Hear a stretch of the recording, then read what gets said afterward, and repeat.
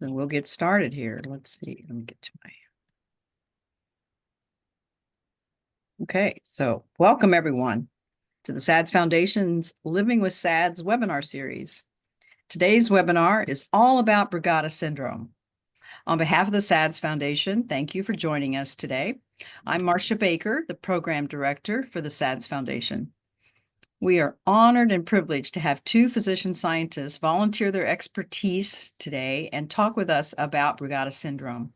I'd like to introduce both of them now. Dr. Lior Jankelson is a cardiac electrophysiologist and scientist at New York University Langone Health. He is the director of the NYU Inherited Arrhythmia Program in New York City, where he cares for adults with genetic heart conditions such as Brugada syndrome.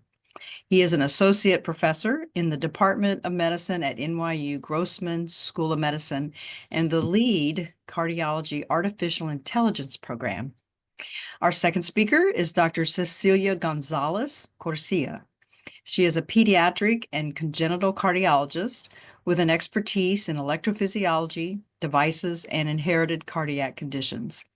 Cecilia has a deep research interest in inherited cardiac conditions and sudden cardiac death during childhood and was mentored for her PhD in Brugada syndrome in the young by Professor Pedro Brugada.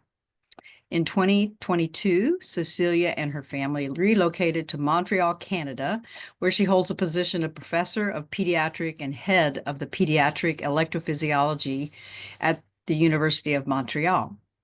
So after both presentations, you may ask your questions by posting them in the chat, and we'll address those at the end of the presentations. So now I'd like to turn it over to Dr. Jankelson, and he can start sharing his slides. Sure. Okay. Welcome. Let's see. I think, yeah. Can you see my screen? That's perfect. Yes. Great, great. So again, thank you for the kind invitation and to all the guests that are here. I'm very happy to be here. I'm here for you. I think, the purpose of this session is to give a little bit of information, but mostly, as far as I'm concerned, answer any questions you may have. So I'm not about so much giving you a talk or a lecture. I wanna talk with you and interact with you. Maybe I'll just, in the next few minutes, I'll just briefly review Brugada syndrome. I think many of you are familiar with the syndrome, so not necessarily new.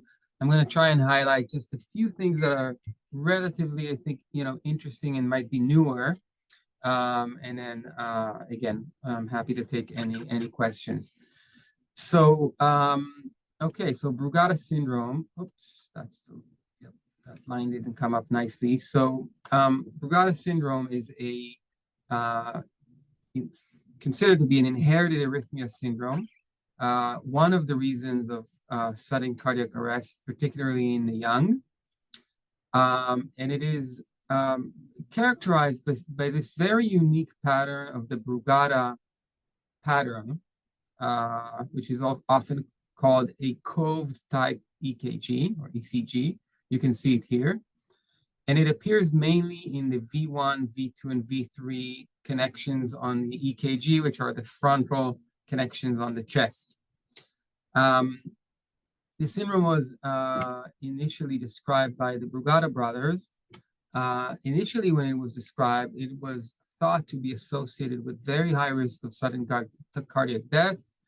And it was recommended that patients with the Brugada EKG get an ICD, and there was a sort of a very, very significant concern about this syndrome. And over time, I think we've evolved in our understanding of the syndrome and the risk associated with the syndrome.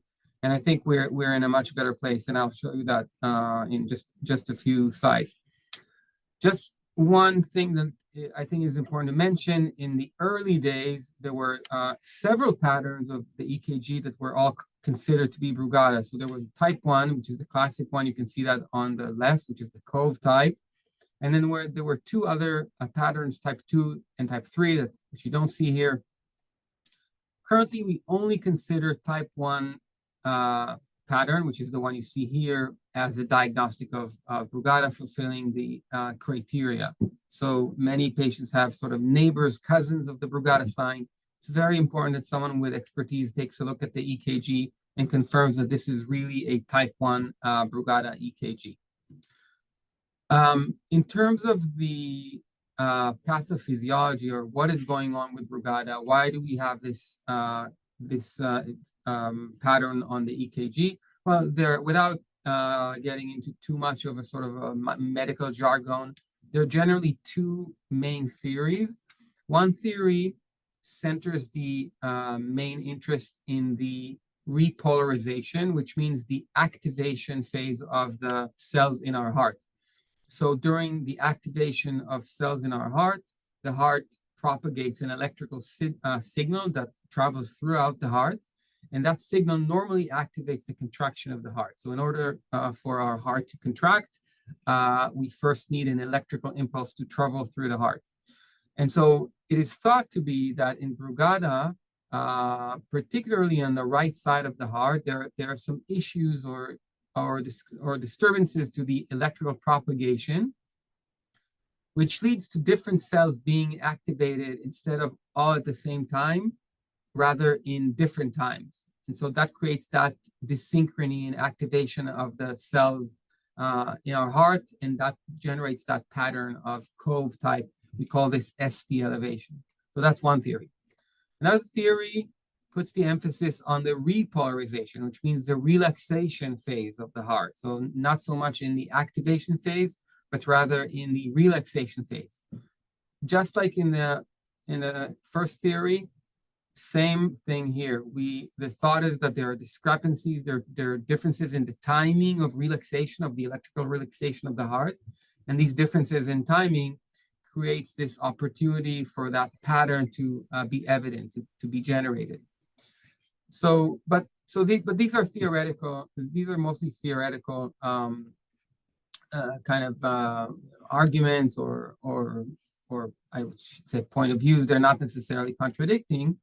There's some evidence to support both theories. Here are some recordings. So this is a little bit scary, so I'm going to walk you through this. But these are hearts, and what you see here on these yellow patches are electrodes that are being overlaid on the right side of the heart. And you can see the activation of cells under that array of electrodes, of electrical antennas that can record electrical activity. And so you can see that when Brugada pattern develops, in this example, the activation phase is getting delayed. We can see that because these nice signals that are pretty sharp and narrow become wider and sort of much fuzzier. And that's the mechanism of the appearance of the Brugada pattern on the EKG. So just a word about the genetic pattern of Brugada. So this is a table that kind of give you some context about the genetic source or origin of many arrhythmia and cardiomyopathy syndromes. And you can see here things like hypertrophic cardiomyopathy and dilated cardiomyopathy, ARVC. There are many sort of types of inherited or heritable arrhythmia, long QT syndrome, and Brugada is right here. And what is relatively notable in Brugada is that, opposed to other conditions where genetics is very significant, meaning, roughly 50% of cases can be tracked down to the actual gene that is mutated. In Brugada patients, only 10 to 20% of patients present with a positive genetic abnormality. And typically it is associated with the SCN5A gene that is responsible for encoding an ion channel, which is an electrical component embedded in the myocardial cell that is responsible for the trafficking of sodium across the membrane of the cardiac cell. When this when this ion channel is mutated or is altered, there are issues, there are problems with the handling of sodium across the cell. And this is one of the mechanisms that generate the Brugada pattern and also the different arrhythmias that we may see with Brugada. And this is another example from a large study that looked at the positivity rate of gene mutations in different cases of cardiac arrest. And you can see that only a minor fraction of patients actually present with a positive mutation. Now, just a word about risk, because I mentioned that initially at the beginning of sort of the Brugada era, the risk of sudden cardiac arrest was perceived to be very high. So this is a more contemporary look at the risk of adverse events in patients with Brugada syndrome, and we can divide this general population into 4 subpopulations. So there are patients that are absolutely asymptomatic. They also don't have Brugada unless we give them a provocation with a drug, such as adrenaline or procainamide, something that induces the Brugada pattern, or maybe they have fever. The second group is patients that show the Brugada pattern spontaneously, but they're asymptomatic. Other than having the EKG, they don't have any other symptoms. The third group is those patients that have an inducible Brugada pattern, again, with fever or with a drug, and they also have syncope. And generally, they have syncope at the time that they have the pattern on the EKG. So these things are thought to be linked. And the fourth group is the one that has symptoms that are clearly arrhythmic, meaning they're the result of an abnormal rhythm, symptoms like syncope, loss of consciousness, and they present with the Brugada pattern on the EKG. So 4 general groups. As you can see, the risk increases as, the more severe the presentation is. So obviously patients who faint, have syncope, and show the Brugada pattern have a higher risk of adverse events versus those who are completely asymptomatic. But I just want to show you here, so the risk we're referring to is not risk for cardiac arrest. It's very, very important to distinguish. This is the risk for an adverse cardiac event, and that's a group of outcomes that include syncope, meaning loss of consciousness, palpitations, ventricular tachycardia, and also cardiac arrest at the extreme. So it's a basket of symptoms. The red line that you can see here is the threshold for implanting a defibrillator in patients with hypertrophic cardiomyopathy, so a different problem, and risk for cardiac arrest. Okay, so just to give you some context, some proportion, the threshold for implanting a defibrillator is generally considered at 1% event per year. Not any event, but cardiac arrest event. This is very different from the scale you're seeing here, because here we're not seeing a scale of cardiac event risk. We're seeing a scale of, general adverse events. And so that what I'm trying to say is that in patients who are asymptomatic with the Brugada pattern, or asymptomatic with either with or without spontaneous pattern, and are not experiencing any syncope, the risk of true cardiac arrest is probably very, very low. These are some of the higher risk factors that we are familiar with in Brugada. So some factors are kind of in consensus. So type 1 is considered to be some risk factor. As I discussed, having syncope, male gender, and also presenting with other EKG abnormalities such as slow heart rate, this is called sinus node dysfunction, or AV block. And there's some other controversial risk factors like having the positive genetic mutation in SCN5A, having arrhythmia that we induce in an EP study with invasive testing with catheters in the heart, having family history of sudden cardiac arrest, different changes in the QRS, which is a part of the EKG we're looking at, and so on and so on. But generally speaking, the agreed upon risk factors are mostly syncope, loss of consciousness, and true arrhythmia during events. And this is one of the most important therapies in Brugada, quinidine. Quinidine can reduce substantially the risk of cardiac events, and we generally use that in patients who are symptomatic and experience some arrhythmia. We can do that in combination with other therapies. Generally, our experience is very good very, very good with quinidine. This is another kind of new thing in our field. This is the extravascular ICD, or the EV-ICD. So for those patients who are at the highest risk, who require a defibrillator, this is a very interesting option that has been introduced just last year. It is a defibrillator that sits externally to the vasculature, so it has a very limited, very little risk of getting infected and needing an extraction. And the wire is sitting under the sternum, so it's sitting between our sort of frontal bone and the heart. What that gives the device is the opportunity not only to provide therapy with shock, but also to pace the heart with something we call ATP, anti-tachycardia pacing.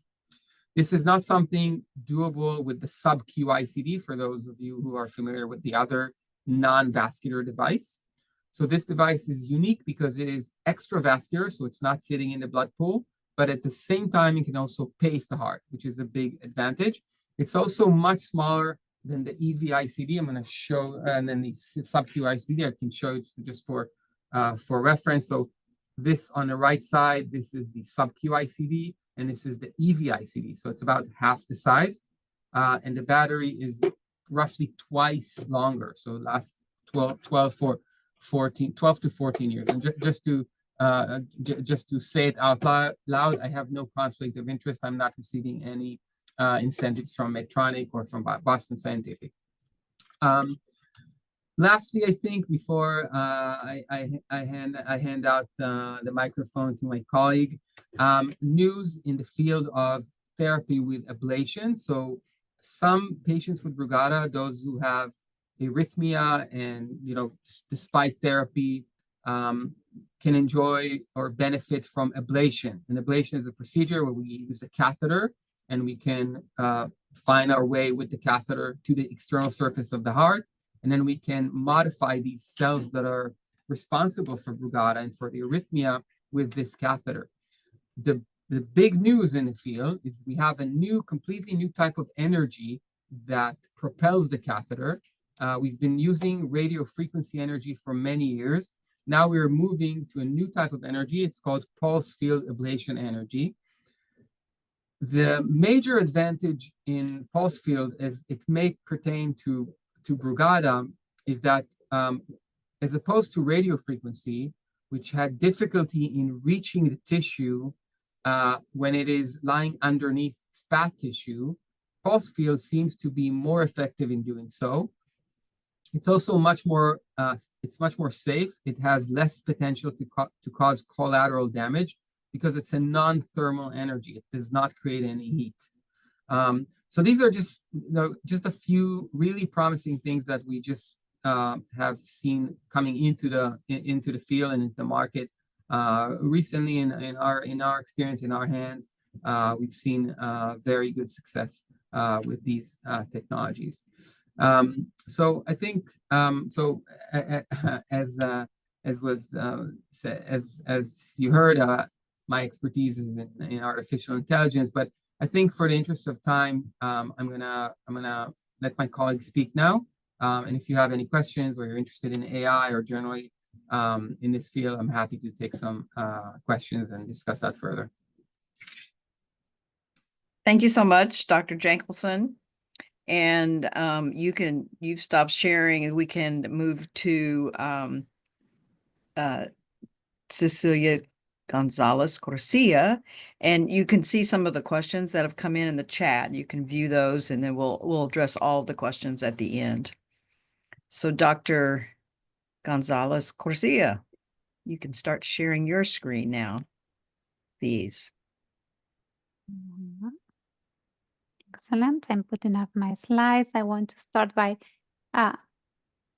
appreciating this opportunity to be here with SADS and with all the families and of the community. For me, it's a great pleasure. I'm a pediatrician as a base, so I'm used to dealing with children, families, and trying to make life easier for those patients that are affected with inherited cardiac conditions that can put their families members at risk of sudden cardiac death.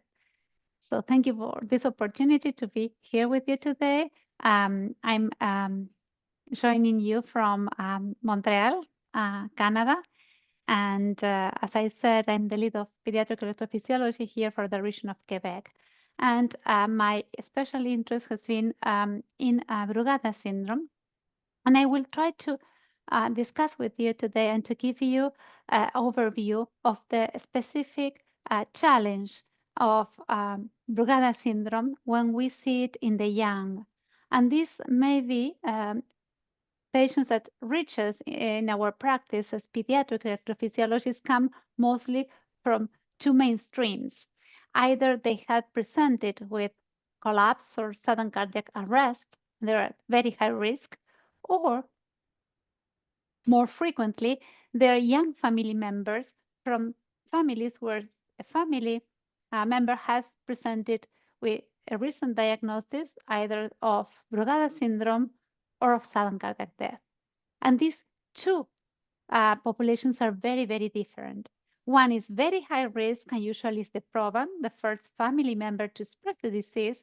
And in the second case, where there's a family member, usually the children present very, very low risk.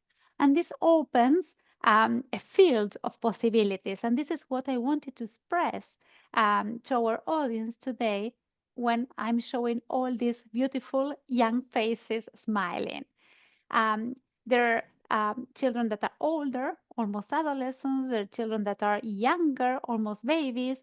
And if we have just for their appearance, um, their expression, and when we speak of expression in the medical uh, terms, we say the word phenotype. If we would ask you who is the carrier or who has had sudden cardiac death due to Brugada, when you see all those faces, you will say, well, maybe it was a boy because we know that there's some uh, presence or some influence of testosterone, and maybe he was adolescent because we know that with puberty, the testosterone trigger arrhythmias in adolescence. So we will say maybe a boy who is going through adolescence would be the right response. And however, let me show you, this is the baby that we have with a diagnosis of Brugada syndrome and sudden cardiac death due to ventricular fibrillation. So what I want to share with you with this picture is that it's a huge challenge to identify which patient can be at risk. So this case happened in 2018 when I was working in the southwest of UK as pediatric electrophysiology. This young girl, Ellie, presented with had episodes of um, breath holding spells. These are the spells that the children have when they start crying or they have high pain and they stop breathing and then they collapse. Okay. And these are very usual in the pediatric practice, and we see them a lot as pediatricians and also as pediatric cardiologists. But the case in Ellie was a little bit more severe than usual, and she presented with seizures and very frequently and very young. So with one of these episodes, she collapsed, but she never recovered. And she was lucky to have the parents that did um, CPR and the emergency system that arrived very early. And she had then a diagnosis in the hospital of a typical type 1 ECG. And then we received a couple of weeks later um, the genetic test that confirmed a pathogenic mutation in the sodium channel. And I wanted first to thank Lior because he did a wonderful job on opening the way so that I don't have to repeat everything about the pathogenetics of the disease. But what I want to share with you with this slide is a resume, a visual and graphic resume of how the disease opens and comes from a gene that is in this cryptic word that we use when we say SN5A, that is the gene, that then has information to produce a very important channel, which is the sodium channel, which is prevalent and present in the cells in the membrane of the cells of the myocardium. And when this information is abnormal, the channel that is produced is also abnormal. There's reduced flow of sodium across the membrane, and the electrical balance of the cells of the heart becomes disrupted. And this predisposes to many kinds of arrhythmias. And in a way, this balance that is altered predisposed to have, as Lior mentioned, low heart rates. And I specifically say this because this is a very important marker in children. This is called sinus node dysfunction. And children that collapse and have spells and have seizures with fever, if they do have at the same time very low rhythms and very low prolongation of the conduction from the atrium to the ventricles, that's called first degree AV block or peer interval prolongation, they may be markers of Brugada syndrome. And there are other findings that we can find in the ECG, but the problem with children is that usually when they are not having fever and they're not having viral infections, their ECG is completely normal. And mostly if we do it with a normal lead placement, we can see very small subtle changes, but if we as doctors do not suspect the disease, it's very difficult to diagnose a child with the disease before he or she presents with sudden cardiac death. So in many cases, as in Ellie's cases, the first time where we can become aware of the disease is when they present with sudden cardiac death. So Ellie, coming back to her case, was implanted of an ICD. And usually what we do in children is we give them quinidine. And I know that this has already been mentioned by my colleague. And the quinidine is a coadjuvant to the protection that the ICD has in place. And we usually are very, very aggressive with management of fever because this is the most challenging situation where the combination of the mutation, the channel, and fever makes that the flow of sodium through the channel is impaired more and provoke and triggers the arrhythmia.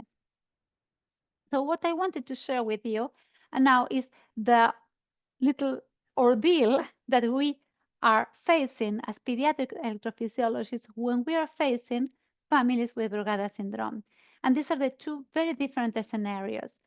We have the young children that come from families with Brugada syndrome, almost all of them that have a very benign prognosis. But still, we do not know the individual risk in these families. We don't know how to propose to these families an appropriate way to follow them up once every year, every 2 years, do holters. So there we do some protocols, but we don't have yet data to support the way to manage these young children, which are doing well, are asymptomatic, but somebody has died suddenly in their families, and this brings huge concern, anxiety, and stress to all the family group. And of course, what we want to identify is which of these young children are at risk of malignant arrhythmias. And as my colleague has mentioned, only a small part of these families have a genetic test that is identified. So it's not so easy to counsel all the families regarding their genetic background, because we know that in almost 70 or more, sometimes 70 to 80% of cases, we do not identify a gene in the family. So this scenario is challenging because we want to reassure families, but we don't have still the tools and information to do that. The second patients are those who present with very severe disease, with loss of consciousness, spells, seizures, and sudden cardiac death. And the challenge in these patients is that the ICD in the young, as in the case of Ellie that receive an epicardial ICD, are not meant and are not conceived for young patients. So we have to accommodate adult material for small children, and this brings is hand in hand with higher complications and higher morbidity. So we want to really be very, very sure that the child that we are treating has Brugada syndrome, collapse due to Brugada syndrome, and that he's at high risk. The second factor that is unpredictable in the disease is that some children have a very fast evolving disease, and the ICD reacts very soon, and some others will go years and years without any other ventricular fibrillation storm. So we have to work further to try to identify what patients are at a higher risk. So for this, and when I have started studying all these young children that presented with Brugada syndrome or children from families of Brugada syndrome, there has been many years that we have walked a long path from 2016, where I started my study of these families in the database of Pedro Brugada in Belgium, in Brussels, where I was living with my family. We published many articles, and we're the first group to bring concern about children presenting with Brugada, and people were very astonished first when I presented this in conferences and in meetings, and now that the community has opened the eyes to this reality also in children, they're finding more diagnosis because there is more awareness. So we have been working for almost 10 years to raise awareness of this disease in children, and in parallel, there has been a growth in the diagnosis of adults with Brugada, so there are more family members coming as well to our clinics. We are now holding a registry that has more than 50 centers all over the world. We are very lucky to have the support of many patient foundations and associations as SATS, as yourself, but also SATS Canada and also SATS UK. And we also collaborate with the Heart in Rhythm Society, which is a network specifically on sudden cardiac arrest in Canada. So this is the difficulty we have with the disease in children now, and I wanted to show how we have one of the best minds in the last hundreds of years, that was Einstein, that says God does not play dice with the universe. So there must be a logic in the pediatric Brugada of why some patients express the disease so early and so lethal. And to reply to this, Stephen Hawking said, not only does God place dice, but he sometimes throws them where they cannot be seen. And I put this slide because we are suspecting with our group, and we have seen that children that present very severe and very early disease with a fast progression to ventricular fibrillation, they usually have more than one mutation, and that this may not be just in the main sodium channel, but there's the main sodium mutation and other small mutations in other channels that contribute to the sodium equilibrium across the membrane of the cardiac cell that allow the disease to spread very early.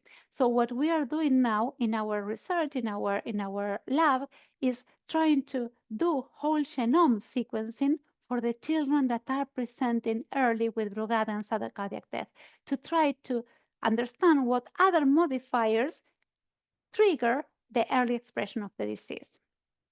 So this is a last paper that we have shared, and this is from now late 2024, where we have a publication with 173 proven patients from all over the world, and we have been able to identify the sites that have higher prevalence of sudden cardiac death. And we have identified that those children that have mutations in the inner side of the channel, you have to think the channel as a door, as a door that opens and closes. And if the channel, the mutation is in the pore, in the central part of this door, is more malignant. And we found that most of the children that became symptomatic and had ventricular fibrillation or any kind of potentially lethal event had mutations in the port section of the channel. So we're working through this now. We're working doing whole genetic testing. And I wanted to close by saying that we now understand in our community that pediatric Brugada syndrome is a clear entity by itself. It has shared characteristics with the adult disease, but it also has individual features. In the adults, more adults, most of the adults do not have a genetic recovery. In children, it's the opposite. 70% of the children do have genetics, but there is still a population where genetics cannot be identified. It's very rare, but it's highly lethal, and it can progress very, very rapidly. The provocative test is useful, and I want to share with you that this has been revisited. Indication from provocative test, and I can share you the document, has been revisited by the European Heart Rhythm Association in a panel of experts. I stood as a pediatric expert, and this has been released in ERA 2 months ago. So there are now new provocative test consensus, expert consensus to share with the community. And again, the genetic test yield in children is about 60 to 70%. And we are looking for other modifiers that could be infections. We see that patients usually have fever, but are other viruses that are introduced in the DNA also triggers for the disease, or other genetic unknown modifiers. So this is what we are working through now in the registry. We have many centers all over the world, the globe. 52 centers are enrolled. We have collected data from 12.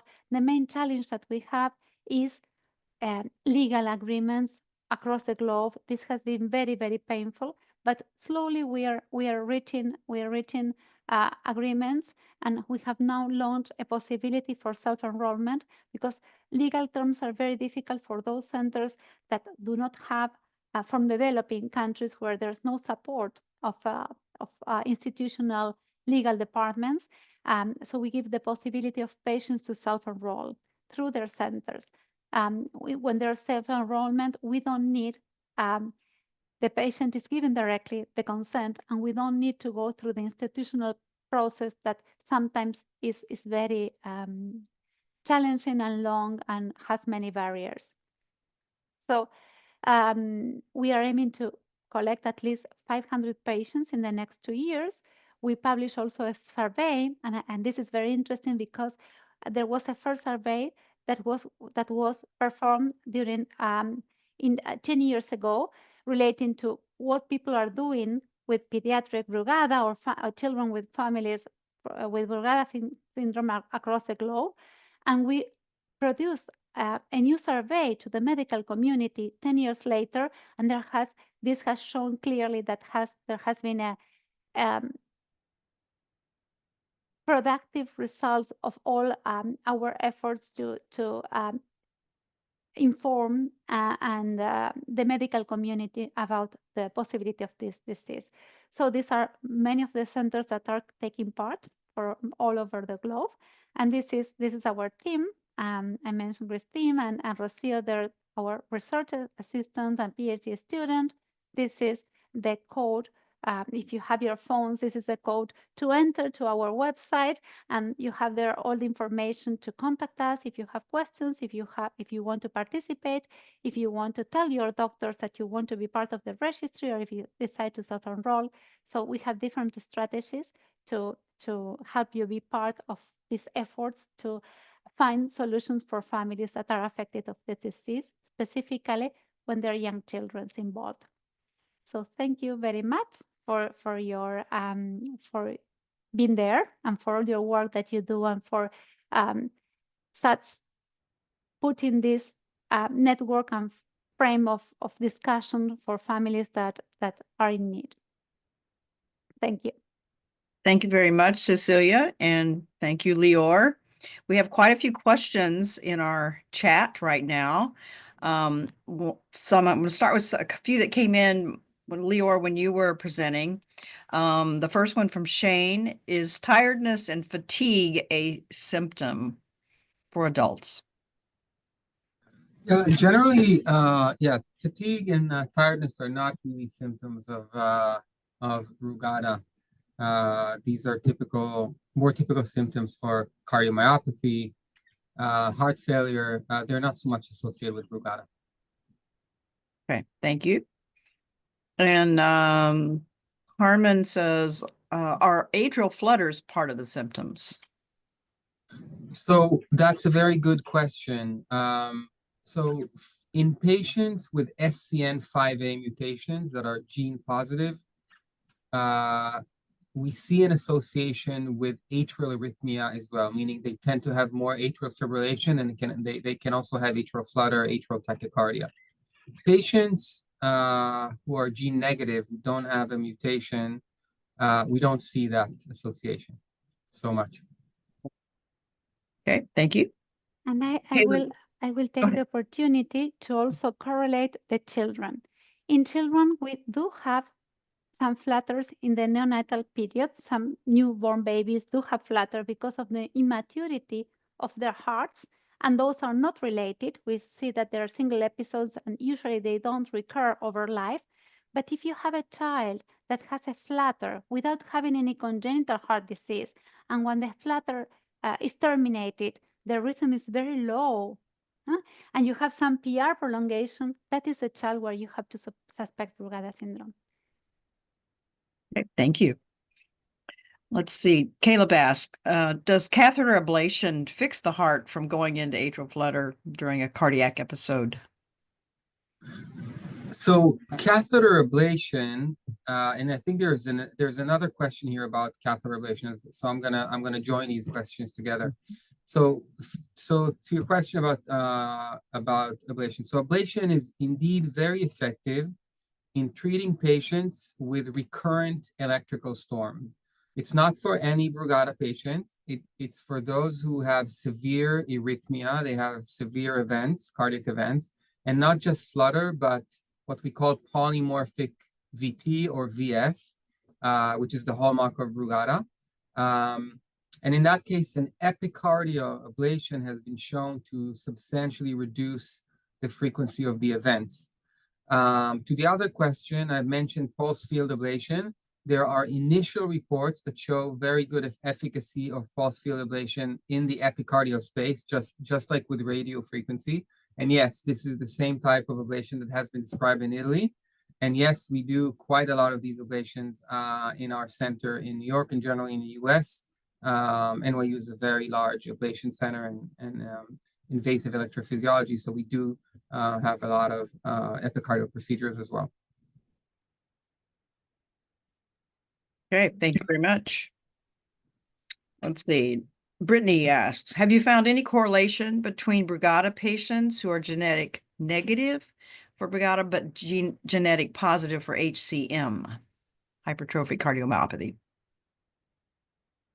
Cecilia, maybe you want to take this association between Brugada and HCM and HCM.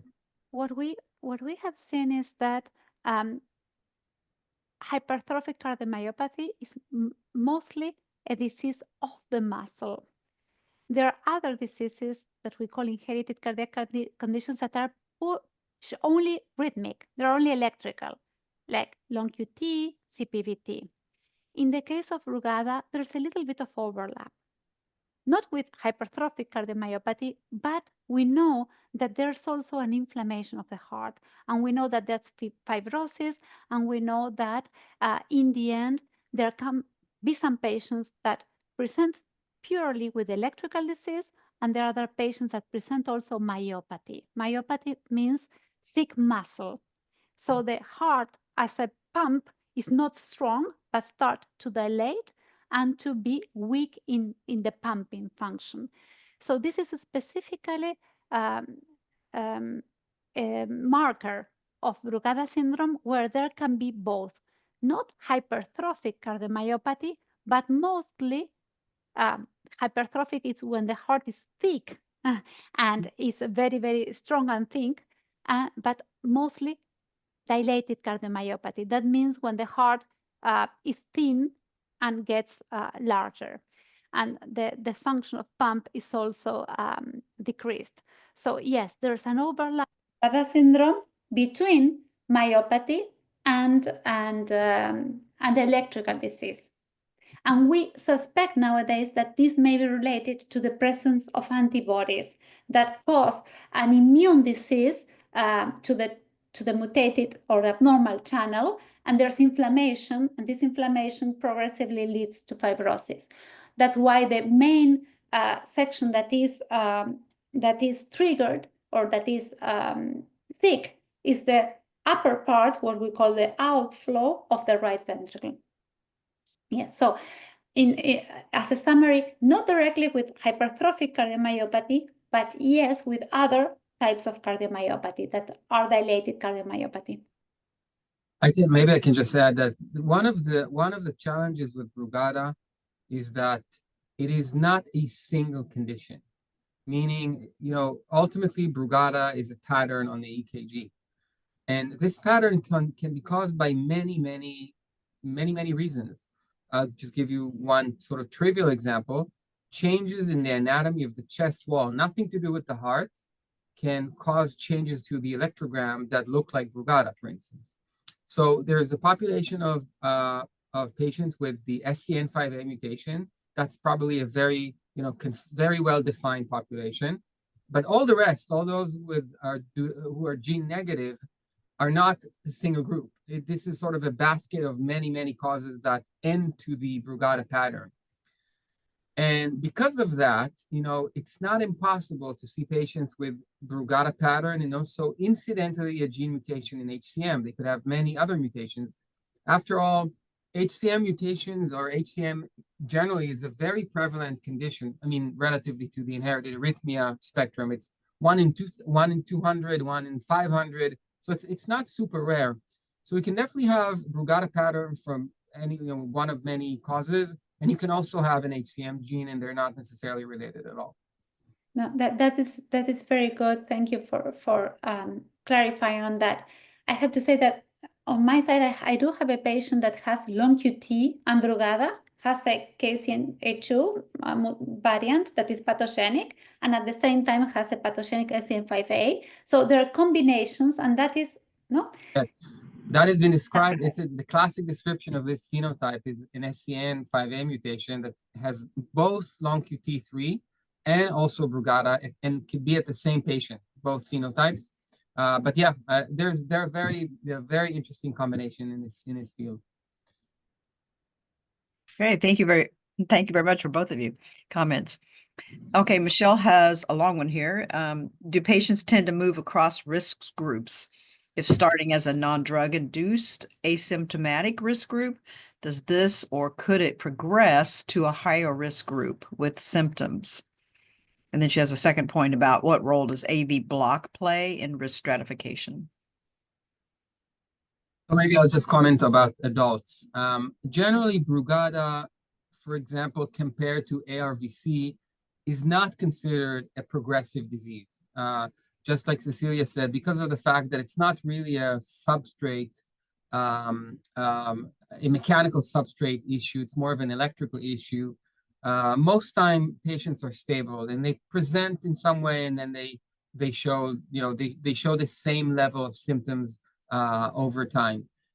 Naturally, on the other hand, naturally speaking, there are oscillations in the Brugada pattern. As many of you know, a patient with Brugada can come to the clinic one day with a type 1 EKG, and then the next day they won't have a type 1 EKG, and just goes back and forth. It's not so much progression, but rather sort of oscillation of the presentation. Now, regarding AV block is an interesting sign because it is associated, it is a marker of a possible SCN5A mutation. SCN5A mutations tend to cause, a constellation of presentations, not just Brugada, but also prolonged PR interval, which is the AV block. They can also cause dilated cardiomyopathy.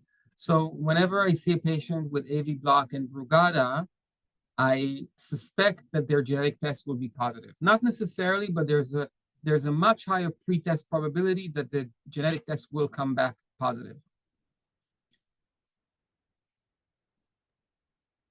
Yes, I completely agree.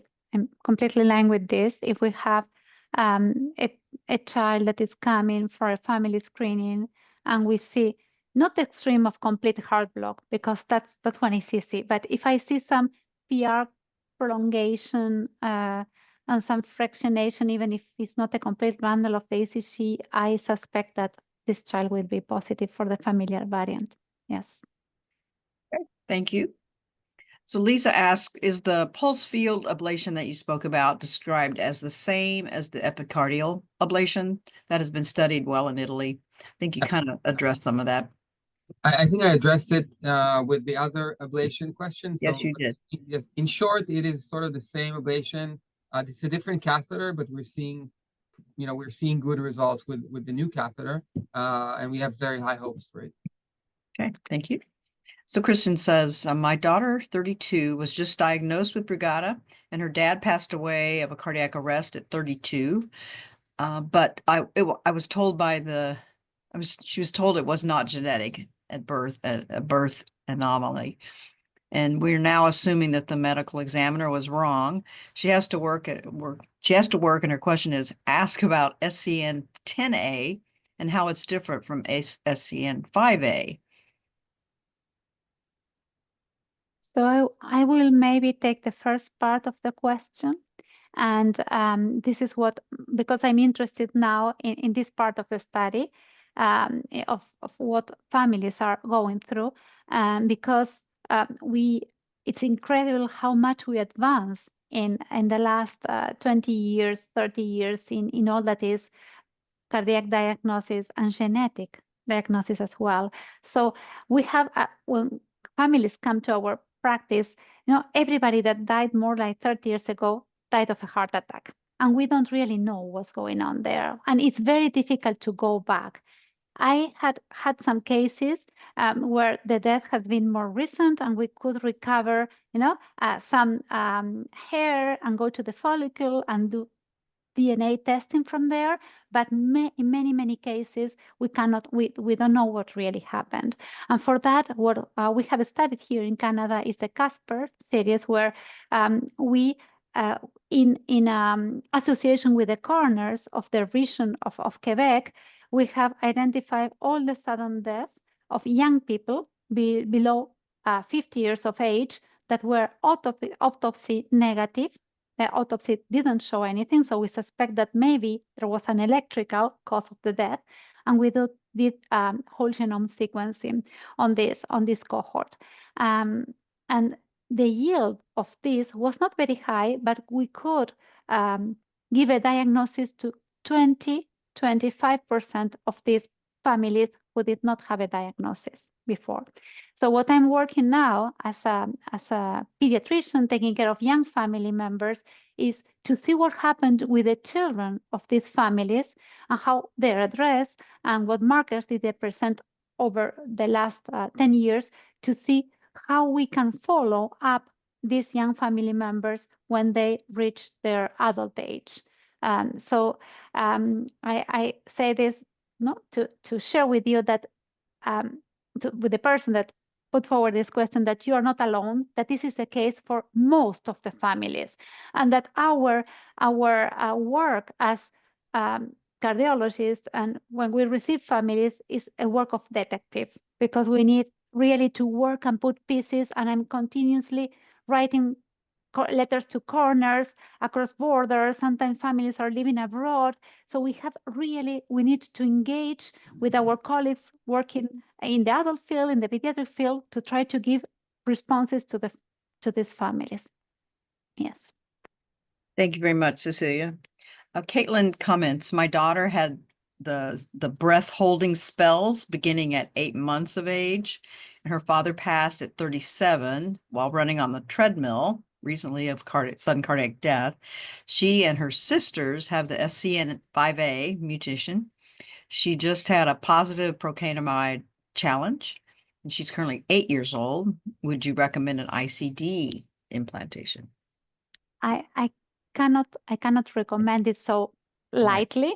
What I can say is that I have been saying this for years now, that breath holding spells, the breath holding spell, the trigger is the emotion, on the fear, on the anger, or the vagal response. But what happens is the sinus node that is impaired cannot react well. So I'm seeing a lot of these patients with very severe breath holding spells. It's a marker of sinus node dysfunction. It doesn't mean that this young girl had ventricular arrhythmias event. So what we need to understand is what is the degree of sinus node dysfunction and if she needs a pacemaker. But I think that it's very premature to decide for an ICD at this point, but I would need to review the data and look at the ECG and see overall the clinical information. Yeah? Exactly. But this is a classical presentation for children and families. We see it a lot. Yes. Okay, thank you. Can Brugada be diagnosed post-mortem? Well, it can be diagnosed through molecular biopsy, which means, we can take genetic material from the deceased, and then if there are symptoms that are suspicious of Brugada, sudden cardiac death, and so forth, without a clear other trigger like a heart attack or a cardiomyopathy, and there's a clear pathogenic mutation in SCN5A, then that diagnosis can be inferred. But in the absence of a SCN5A mutation, Brugada cannot be obtained from an autopsy, because we need at least either a gene or the EKG pattern, which obviously we cannot reproduce. Okay, thank you. Grace asks, is there any connection between concerning febrile convulsions and Brugada? 6-year-old nephew has been genetically tested for seizures, and it was negative, and has not had any cardiac testing. And she herself is currently being tested for Brugada after a polymorphic VT and a negative testing for other SADS conditions. Yes. Any So connection? This is very interesting because it's a little bit of an overlap. We see a lot of patients that have febrile seizures, and they're followed by neurologists, and the dysfunctional channel is in the brain, and not all of them have a cardiac impact. But if the seizures are abnormal, if they prolong over the age where you usually have febrile seizures, if there's a family of if there's a family diagnosis of sudden cardiac death, if there are some subtle ECG abnormalities, I think that this has to be suspected. Yes, because again, when children present with Brugada, it's also during fever episodes. Yeah, that they can have the short arrhythmias that sometimes start and can be self-limited. So this is something to keep in mind. Yes. Okay, thank you. Michelle comments, if a parent is diagnosed with type 1 Brugada with an abnormality on the SCN5A gene, would his children also demonstrate the SCN5A gene mutation if they were at risk, or are other gene mutations a possible risk? So because this is a disease that is transmitted genetically, we have a copy of this channel coming from one of the parents. So if some family member, if a parent has an abnormal SCN5 gene, the children have 50% of possibility of being carriers of the same gene. What is difficult to make a definitive precision for us as pediatricians is if they're at risk of developing the disease, even if they have the gene. In some diseases like cystic fibrosis or even long QT, if you have the gene, you have the disease. Yeah? In Brugada, you can have the gene, but that doesn't mean that you will develop the disease, at least at a young age. And this is the difficulty that we have to counsel these families.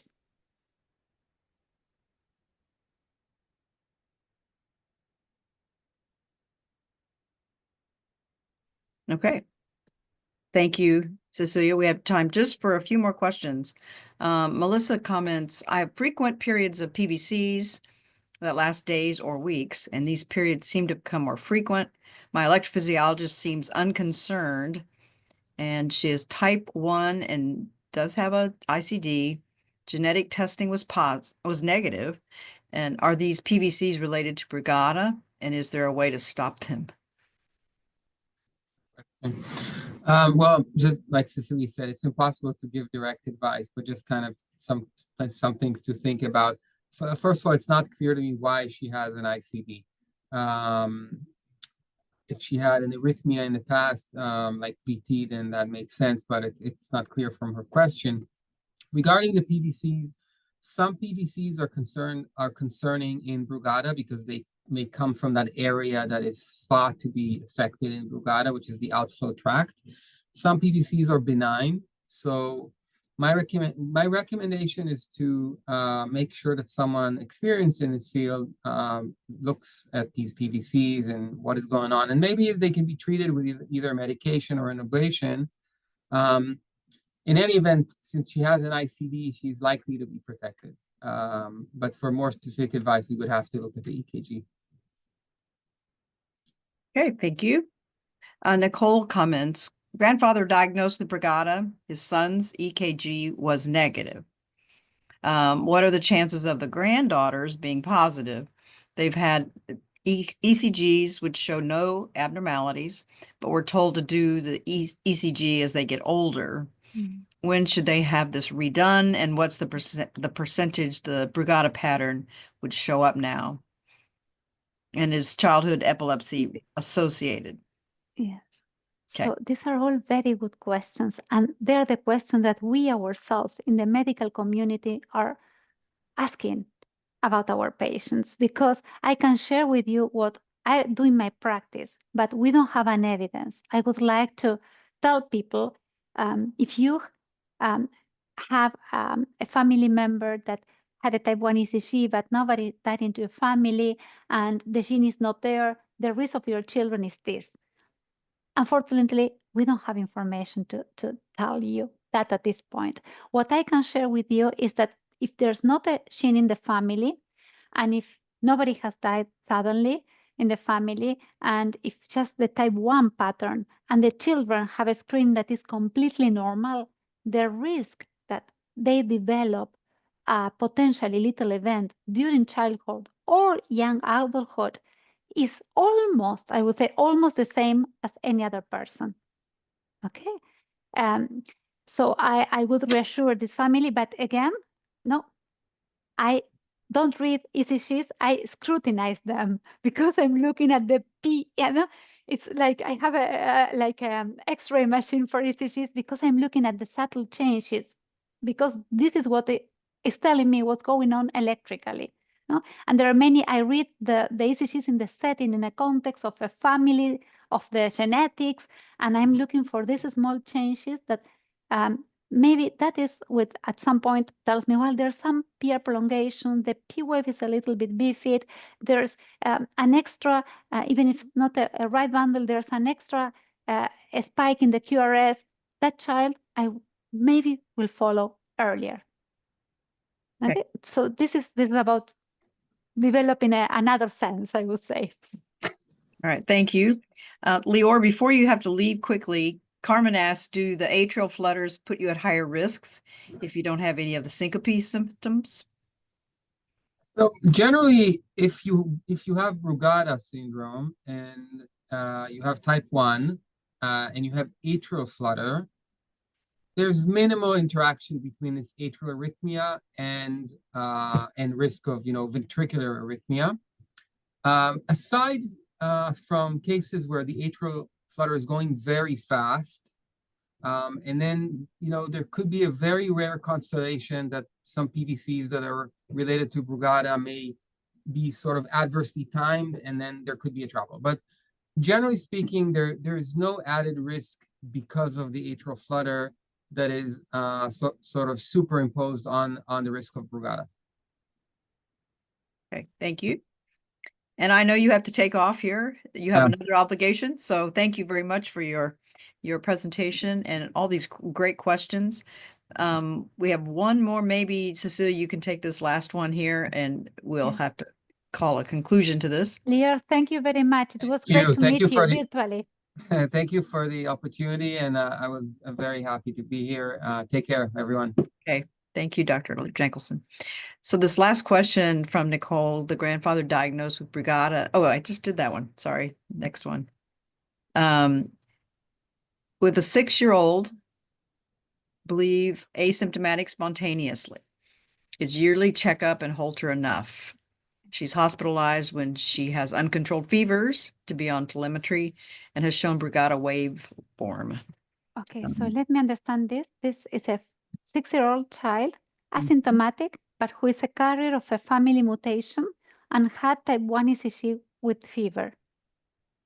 Okay, if this is the case, I think that we have to be careful with this child. That doesn't mean that he or she needs medication or an ICD, but that we have to be aware that during the fever episode, viral infection, this could be a window for potential imbalance of the electricity of the myocardium.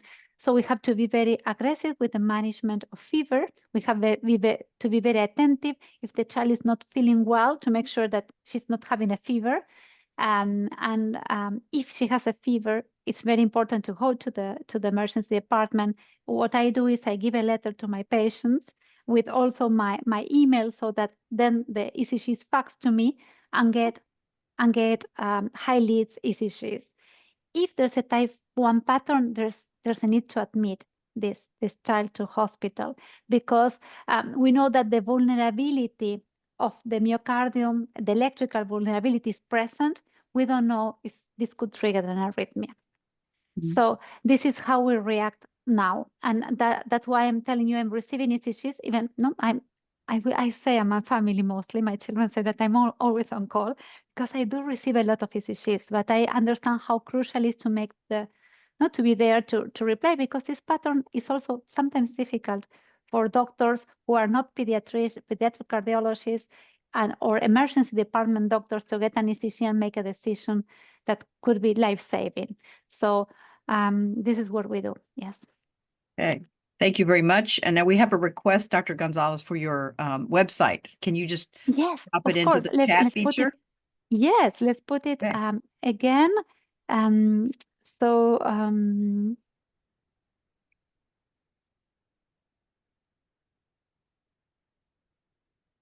Excellent. So this is the website. I will share screen with you so that people can also see it. There we are. It's called. It's a registry, but we are moving towards. It's really a consortium. So you have here the information of the website. Let me open it completely, and we have a little information for everybody. We have information for colleagues, and we have information for families. So the website address is, I'm having trouble reading it. Pediatric. BrugadaRegistry.com. Okay, thank you. PediatricBrugadaRegistry.com. All right. And did Shane still have a question? His hand's raised. So Shane, you have a hand raised. Do you have another question?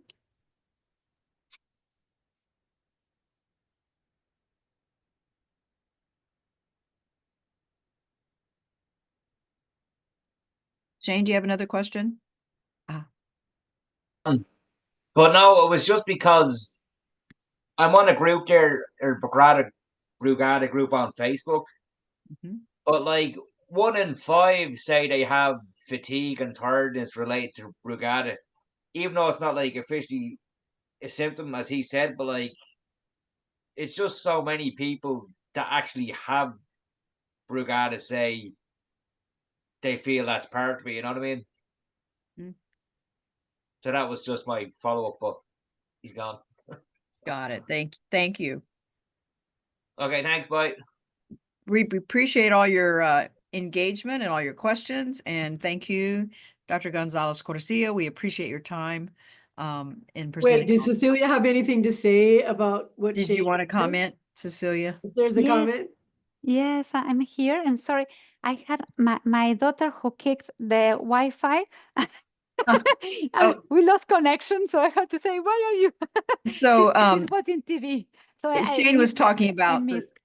he was talking about the tiredness and fatigue Yes. among Well, adults. he's saying 1 in 5 people on their Facebook group Yeah. report that, and obviously a Yes. lot of us are tired or whatever, Yes, but and it's more than they think it's yes, associated with. you know, I'm also thinking about that because I cannot say there's no direct medical reason to be tired. And this is what our colleague has shared before. There's no, many patients express this tiredness, and it's not the heart function that make them tired. So we don't really know what's going on with the psychological aspect of having a diagnosis of a potentially risky disease. It would be very interesting to look at that and to assess the psychological impact and the quality of life of young people with Brugada syndrome and with other inherited conditions. But I also hear that a lot in my practice.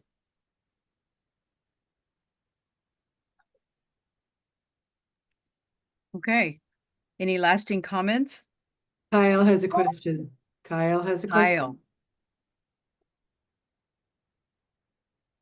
Go ahead, Kyle.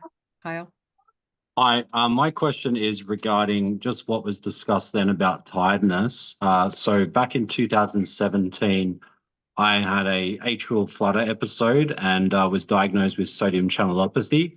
At the time, I used to get extreme fatigue and I didn't know what the cause was. And I went in through a naturopath and they did a full microbiome and a live blood and gave me a whole bunch of things to take, powders and tablets. And I found that once I reduced my salt,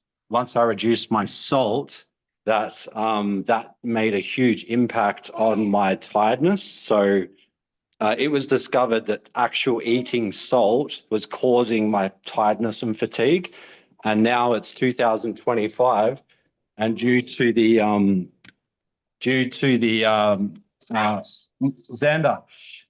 naturopathic remedies that I took, I went from a 42% reduction in my left ventricle to now I have a completely normal ECG, and I also don't have any problems with consuming salt. So yeah, I just have a question. What were these natural supplements? Yeah, so it was a long list of things. I actually have the list here, which I could say a few of them. Let me just get that up 1 second. In the meantime that you look for that, I want to make 2 comments. The first one is that the SCN5A is a main channel, sodium channel in the heart, but nature is not so straightforward. So it also expresses in the brain. How that expression can cause a feeling of tiredness in some parts of the brain, we don't really know. So we know that it's linked to seizures. The children that have SCN5 are more prone to have seizures just because of fever, real seizure convulsions, and we know the link with somebody asked about the SCN10A, and we know that it's expressed most in the brain. So we don't really know, but I hear what you say, and I think it's very interesting. Sure. Thank you very much. We appreciate all your comments. If anyone wants a screenshot of that script that I mentioned, I can send it to anyone. Like I can send it to the website, or I can provide what I was given, and maybe it can help someone else. Yeah, that'd be interesting. You could send it at sads@sads.org. Email. I'll send it to sads.org. sads@sads.org. Yep. All right. Yeah. Thank you, everyone. Good night. Have a pleasant evening. Thank you. Thank you. Bye-bye. Everyone.